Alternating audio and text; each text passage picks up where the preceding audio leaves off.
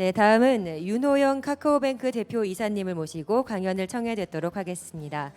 윤호영 대표 이사님은 ERGO 다음 다이렉트 경영기획팀장, 다음 커뮤니케이션 경영지원본부장, 카카오뱅크, 카카오모바일뱅크 TFT 부사장을 맡아 금융과 정보통신기술을 융합하신 전문가십니다. 준비하신 발제는 빅테크의 금융도전과 성장 전략, 인터넷 전문은행의 미래는입니다. 네, 여러분 박수 부탁드립니다.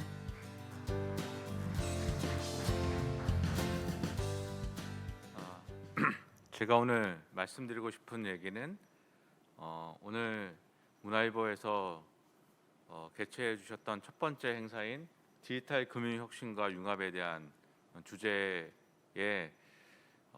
행사를 열게 해주셔서 감사하고, 그 행사에 맞춰서 저는 디지털 컨택이라는 이야기를 좀 풀어가 보도록 하겠습니다. 디지털에 대한 이야기를 많은 분들이 이야기하시는데, 도대체 디지털 금융 혁신에서 디지털은 어떤 의미를 차지하는 건지, 그리고 그 디지털 의미를 좀 정의해보고, 그 다음에 금융에 관련돼서는 어떤 혁신이 있을 수 있는지, 디지털이 가져오는 혁신들은 어떤 것이 필요한지에 대한 말씀을 드리도록 하겠습니다. 먼저 how to play와 where to play에 대한 얘기를 좀 말씀드리겠습니다. 무엇 하나 중요하다, 어느 하는 것이 먼저 중요하다고 생각하지 않지만 저는 where to play가 굉장히 중요하다고 생각하는데, 잠시 10년 전의 모습을 보시는 왼쪽의 숫자는 통신사들이 문자를 통해서 벌어들였던 수익과 하루에 문자를 통해서 발생되어 있는 문자의 건수였습니다. 그러나 지금 10년이 채 안 된 지금 시점에는 보시는 오른쪽처럼 카카오톡을 통해서 저 시장은 사라졌고, 그리고 3.3억 건이었던 메시지가 80억 건으로 엄청 많이 늘어났으며, 그 안에 본질은 변한 게 없는 새로운 시대가 열려서 우리는 당연하듯이 받아들이고 있습니다. 그렇게 된 것처럼 왜 how to play보다 where to play가 앞으로 더 중요하냐면, 디지털 관련돼서는 4차 산업혁명을 통해서 앞으로의 시장은 어떻게 될지 모르겠다는 겁니다. 내가 좋아하는 후배와 내 사랑하는 조카들한테 너의 미래는 뭘까? 네가 가고자 하는 대학에 어떤 과를 갈까를 이야기할 때는 앞으로는 어떻게 하는 것보다는 어디 쪽으로 가는 것이 훨씬 더 유리할 것 같고 전망이 있을 것 같다는 얘기를 해야 되는 시장이 되어버렸습니다. 그러면 이렇게 where to play를 할 때 이 디지털 관련돼서는 어떤 항목이 제일 중요하냐면, 저는 개인적으로 4개의 항목을 생각하고 있습니다. 첫 번째는 경계 종말입니다. 여러분, 신라면의 경쟁자를 누구라고 생각을 하실까요? 대부분 이제 오 회사의 진라면이라고 생각을 하시게 되는데, 실질적으로는 그 시장의 패러다임이 바뀌어 왔습니다. 왜 이렇게 되냐면 시장의 시장 규모는 점점 줄어들고 있습니다. 왜? 배달의 민족 등 새로운 컨슈머의 플레이들이 나타났기 때문에 내가 한 끼를 간단히 해결해야겠다는 고객들의 니즈를 다른 것들이 채워져 가고 있는데, 디지털을 통해서 새로운 컨슈머 시장에 진입한 플레이어들이 진입했기 때문에 시장의 판도가 바뀌었습니다. 또한 그랩 이라는 회사를 좀 말씀을 드리면, 이 회사 또한 모빌리티를 통해서 성장한 회사인데, 이 회사는 모빌리티뿐만 아니라 다양한 것을 딜리버리하기 시작했고, 음식과 다양한 그 트랜스포테이션을 제공하게 됐고, 지금은 그 확보되어 있는 고객을 통해서 새로운 금융까지 진출하게 되었습니다. 그러니까 지금은 어떤 회사가 어떠한 플레이를 통해서 금융에 진출하고 어떠한 경계를 처져 있다는 것을 예측하기가 되게 어렵다고 생각을 하게 됩니다. 두 번째는 하이퍼 커넥입니다. 트랜스퍼와이즈라는 회사는 세계에 존재하고 있는 고객들을 위치에 따라서 해외 송금을 네팅해 주는 서비스를 하고 있습니다. 우리나라가 환측이라고 해서 금지하고 있는 서비스이긴 하지만, 인도에 있는 사람과 인도에 있는 사람이 영국에 돈을 보낼 때, 영국에 있는 사람이 인도에 돈을 보낼 때 굳이 돈이 오고 갔지 않아도 그 안에 있는 사람들의 니즈를 플링을 통해서 해결해 주시면 된다고 생각해서 서비스를 하는 곳이죠. 지인 기반의 미국에서 송금 서비스입니다. 돈을 보내달라고 할 때 미국에 있는 영 유저들은 뱀몸이라고 이야기를 할 정도로 이미 상용화되어 있고 널리 써있는 네트워크를 통해서 돈을 송금하는 서비스입니다. 클라우드 펀딩도 이미 여러분도 잘 아시겠지만 좋은 아이디어가 있으면 내 아이디어를 세상에 내놓고 펀딩을 받는 시절이 되었습니다. 랜도라는 회사는 금융기관이 티피컬하게 하는 CSS 레이팅 시스템이 아니라 보다 진보되어 있고 관계지향적인 레이팅 시스템을 해보겠다고 생각을 하고 있습니다. 세 번째는 이제 웨이트 플레임인데 리프로깅이라는 단어가 있습니다. 리프로깅은 그냥 사전적 단어는 개구리가 점프하는 모습을 얘기하는 거지만 기술적 용어에서 쓰는 단어는 이런 정의를 갖고 있습니다. 기술의 중간 단계를 건너뛰고 적응하고 발전하는 현상. 구체적으로 말씀을 드리면 보시는 왼쪽에 있는 사진은 중국의 일반적인 시장에 있는 평범한 모습입니다. QR 코드를 결제하는 것이 이미 생활화되었고 오른쪽 아래에 있는 것은 아프리카의 어떤 한 나라의 신분증입니다. 개인의 정보가 27가지가 저 신분증 안에 담겨져 있고 또 신분증 안에는 IC 칩이 있기 때문에 나를 베리파이하는 다양한 수단을 디지털을 통해서 제시를 하게 됩니다. 중국에 갔을 때 중국도 공안증이 IC 칩이 있는데 그 공안증에 보면 은행의 업무를 이렇게 보게 됩니다. 은행 안에 가면 디지털 사인지가 있고 이 디지털 사인지 안에 내 공안증을 올려놓으면 공안증에 있는 IC 칩이 나를 누구라는 것을 베리파잉하고 그 디지털 사인지에 있는 안면 인식 카메라가 내 얼굴을 그 자리에서 인식을 해서 내 얼굴과 공안증의 내 정보가 일치하게 되면 그 자리에서 체크 카드가 즉발이 되게 됩니다. 이미 우리는 그렇게 디지털 시대에 이 기술의 발전에 따라서 한 단계 더 성장한 시장에서 사업과 서비스가 이루어지는 것들을 이렇게 구체적으로 볼 수 있었습니다.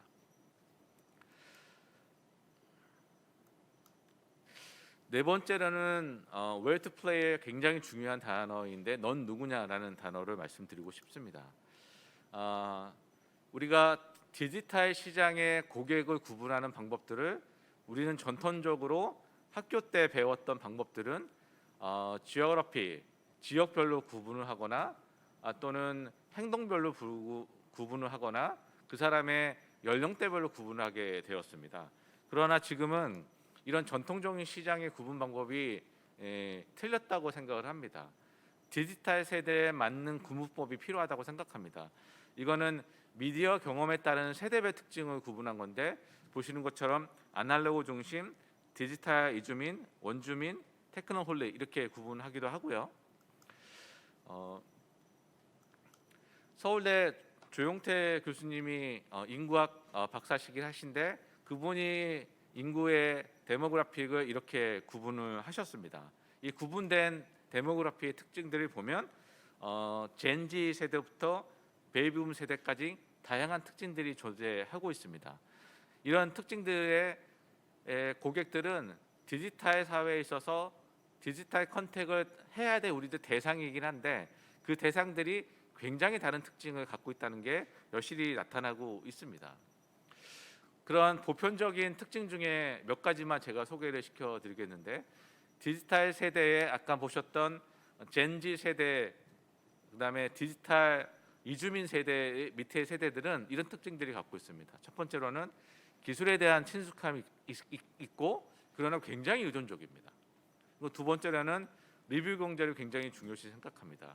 부모님이 뭐라고 하는 어떤 물건을 사는 것보다는 내 소셜 그래프 안에 내가 신뢰하고 믿고 가는 사람들에 대한 한마디 때문에 내가 물건을 사는 데를 결정하게 되는 그렇게 되어 있고 그다음에 세 번째로는 즉각적인 만족 그래서 프레젠트 바이어스라고 얘기하는데 이 디지털 세대의 첫 번째 가장 큰 특징 중에 하나가 내가 현재 만족하는 것에 대해서 굉장한 과감한 투자를 한다는 것이 이 디지털 세대의 특징들입니다. 그래서 그런 것들이 이미 우리나라에 현실적으로 나타나고 있는데 지금 젠지 세대들한테 중고등학생들한테 너는 지금 검색을 뭐로 하고 있니? 라고 한번 물어보십시오. 그러면 대부분 젠지 세대와 중고등학생 세대들은 나는 검색을 유튜브로 하고 있어요 라고 대답을 하게 됩니다. 예, 그만큼 디지털 세대가 라이프 스타일들이 우리가 생각하는 거랑 굉장히 많은 차이점을 가지고 성장하고 발전하고 있습니다. 그래서 저는 디지털 금융에 관련돼서 디지털에 대한 정의를 할 때 언택이란 단어가 저는 틀렸다고 생각을 합니다. 왜? 언택은 만남을 부정적으로 보기 때문입니다. 그런 게 아니라 우리는 디지털 컨택이 굉장히 중요하다고 생각합니다. 우리 금융이 오랜 기간 동안 디지털 컨택에 대해서는 중요한 생각을 하지 않았었습니다. 소비자의 고객의 니즈를 만족시켜주기 위해서는 다양한 채널들이 있었는데 우리는 그 채널 중에 이 디지털 컨택에 대한 채널을 소홀히 했었던 것이 금융의 디지털 관련돼서 디지털이 늦었었던 이유라고 생각을 하게 됩니다. 그러면 이 디지털 컨택 관련돼서 요새 세대의 사람들을 말씀을 좀 드리면 지금 실제 모 대학의 카페에 있는 사진입니다. 내가 주문한 커피가 실제로 이렇게 딜리버리가 되고 이 하우디라는 편집샵은 사람이 존재하지 않고 젊은 사람들이 좋아하는 여러 가지 다양한 종목의 물건들을 디스플레이만 하고 내가 원하는 물건들은 앱을 통해서 QR코드를 해서 사게 되는 이런 시대가 좀 되어 왔습니다. 그래서 저는 이런 디지털 금융 발전을 위해서 앞으로 우리가 금융에 관련돼서는 몇 가지 방향성이 있을 거라고 생각을 하고 그 방향성에 대한 얘기를 좀 드리도록 하겠습니다. 저는 그 디지털 금융의 방향성을 7가지 방향성이 있다고 생각을 합니다. 첫 번째는 디지털 액세시빌리티라고 생각을 합니다. 중국에서 가장 유명한 앱입니다. 가장 MAU가 나타나는 앱인데 이 앱을 자세히 보시면 이 앱 안에 텐센트와 알리바바의 앱 안에 세상의 라이프 스타일이 다 담겨져 있습니다. 영화를 보고 음악을 보고 비행기 티켓을 사고 극장에 가고 심지어는 도네이션까지 하게 되는 그렇기 때문에 디지털 컨택의 액세시빌리티를 갖고 있었던 가장 강력한 무기라고 생각을 합니다. 핑안의 사례를 좀 말씀을 드리도록 하겠습니다. 가장 빨리 성장하는 금융회사이긴 한데 이 회사는 이 액세시빌리티를 확보하기 위해서 투자했던 곳이 원 오브 댐이 헬스케어였습니다. 디지털 통한 헬스케어를 통해서 데이터와 고객을 확보하고 확보된 고객한테 보험을 셀링하기 위해서 이 디지털 컨택을 위한 액세시빌리티를 확보했던 사례입니다. 예를 들면 이런 얘기를 한번 들어보도록 하겠습니다. 1년에 한 번씩 건강검진을 받으시는데 건강검진에 내 여러 가지 좋고 나쁨이 분석이 되다가 마지막 리포트에 당신의 건강 상태를 보니까 이런 보험을 추천드립니다 라고 생각하시면 어떻게 생각이 드시겠습니까? 이 핑안은 그 디지털 컨택을 위해서 액세시빌리티를 확보했었던 사례라고 볼 수 있을 것 같습니다. 두 번째로는 언번들링, 디커플링입니다. 미국에 아실만한 한 은행의 홈페이지입니다. 이 홈페이지에서 이 은행이 제공하는 다양한 서비스들의 상품들을 디지털로 제공하고 있는 회사들입니다. 근데 이 회사들의 특징은 어떤 특징이냐면 디지털로 단 하나의 펑션만 담당하고 있습니다. 이 언번들링은 디지털로 가는 데 있어서 금융에 굉장히 중요한 꼭지라고 생각을 합니다. 요새 젊은 사람들이 여행하는 방법을 소개시켜 드리겠습니다. 내가 먼저 호텔을 정하고 내가 먼저 원하는 비행기를 정하고 그 비행기 시간에 맞는 내 컨셉에 맞는 호텔을 정하고 또 밤 비행기였기 때문에 낮에 도착하게 되면 낮에 4시간만을 위한 자기만의 패키지 투어 상품을 정하고 하루짜리 기사 딸리는 차를 정할 수도 있고 모든 것들이 언번들링 되어 있는 상태에서 젊은 사람들은 내가 원하는 스타일의 여행을 자기가 스스로 꾸미는 것들이 이 디지털 컨택이 되게 했었던 굉장히 중요한 방식이라고 생각합니다. 자, 그러면 금융에서의 디지털 컨택의 세 번째 방향은 어떤 방향일까요? 소통 방식의 변화라고 생각합니다. 미국의 스타벅스에 있는 연인의 사진입니다. 같이 앉아서 이 연인들은 핸드폰을 보고 있습니다. 여러분도 잘 생각해서 보시면 식구들끼리 주말에 식사를 간다고 생각했었을 때 식구들이 음식 나오기 전까지 무엇 하고 있는지 잘 생각해 보시고 관찰해 보시면 전부 다 핸드폰을 하고 있어요.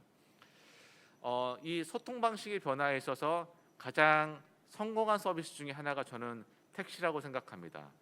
카카오 택시가 이 소통 방식의 변화에 왜 성공했는지를 설명을 드리면, 우리가 카카오 택시가 있기 전에는 보통 택시 이렇게 불렀습니다.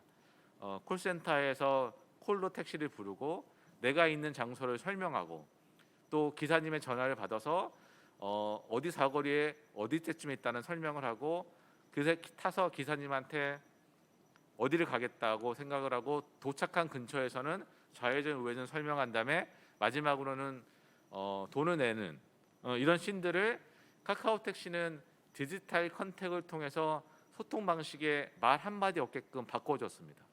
이 방법이 금융에서도 똑같이 통용된다고 생각을 합니다. 카카오뱅크가 초반에 고객 상담을 할 때 저희는 아직 기술력이 없어서 AI 챗봇은 아니지만 상담원들이 직접 디지털 컨택의 창구를 통해서 상담을 받았습니다. 톡을 통해서 상담을 받았습니다. 초기에는 상담원들이 톡을 통해서 고객의 상담을 받아왔는데 어느 순간 뒤에는 더 많은 기술력을 통해서 고객들을 확보하면서 상담을 이어가게 됐습니다. 그 얘기는 좀 뒤에 더 말씀을 드리도록 하겠습니다. 2016년 어떠한 화장품 가격의 명동에 있는 곳인데 이런 사진을 걸어놓고 바구니를 디스플레이 했었습니다. 초록색 바구니를 들고 장을 보게 되면 나한테 말을 걸지 말라라는 의미입니다.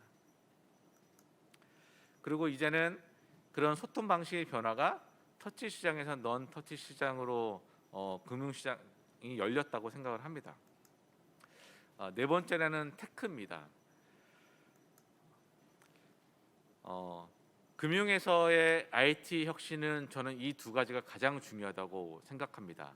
첫 번째로는 인하우스 개발이고 두 번째는 오픈소스라고 생각을 합니다.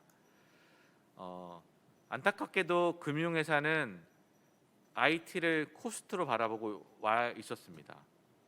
그리고 지금은 또다시 비슷한 실수를 하고 있는 것 같은데 디지털라이제이션이라는 것을 통해서 내가 시스템을 업그레이드하는 것이 디지털라이제이션이라고 생각합니다.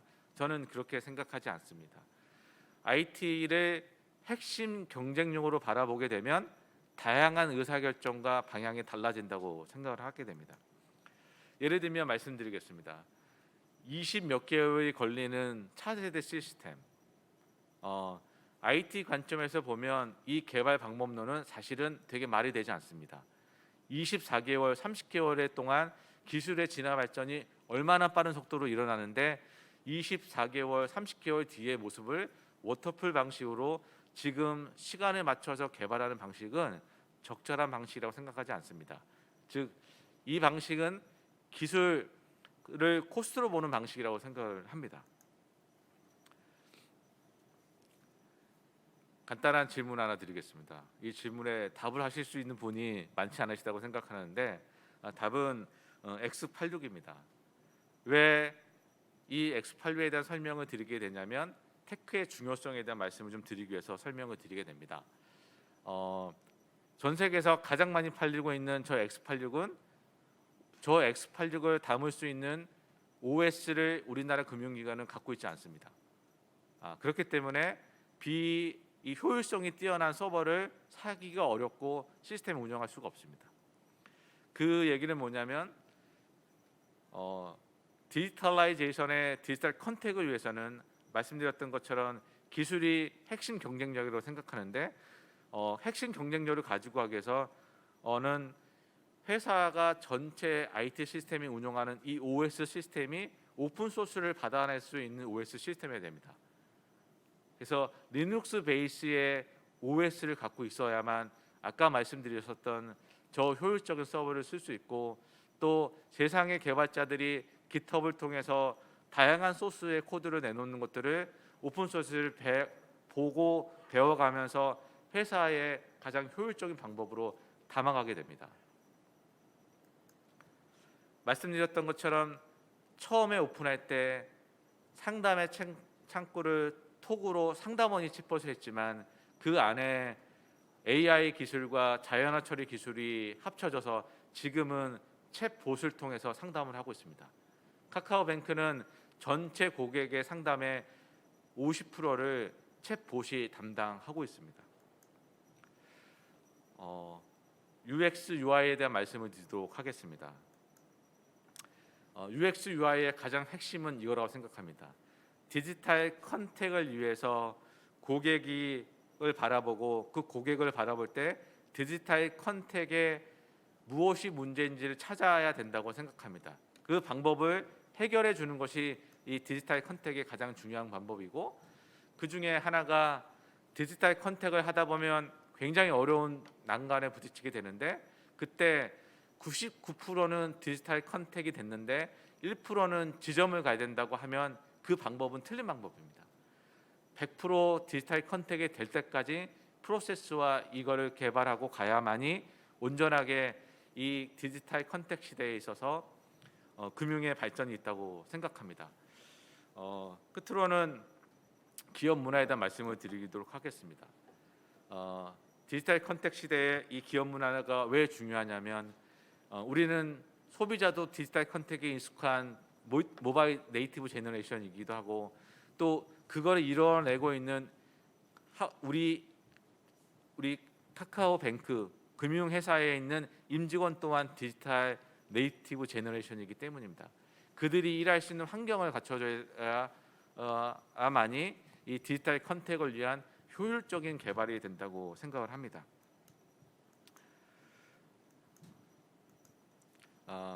저는 방이 없습니다. 그리고 이 사무실에 이 나머지 두 분은 직원들과 똑같은 크기의 책상에 앉아서 같이 근무를 했었던, 한 분은 공동대표, 지금은 국회의원이 되신 분이고 한 분은 이사회 의장이십니다. 이렇게 하는 이유는 디지털 네이티브 제너레이션과 같은 생각을 가져가면서 일을 하기 위해서 이런 공간과 이런 기업 문화를 만들어가고 있습니다.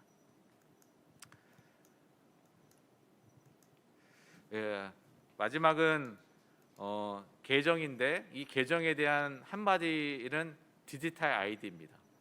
지금은 국가가 정해져 있는 아이디 외에도 다양한 디지털 아이디를 통해서 내가 누구냐는 증명할 수 있다고 생각합니다. 그래서 이 디지털 컨택에 맞는 디지털 아이디가 발전이 되어야만 금융의 디지털 컨택도 완성이 된다고 생각합니다.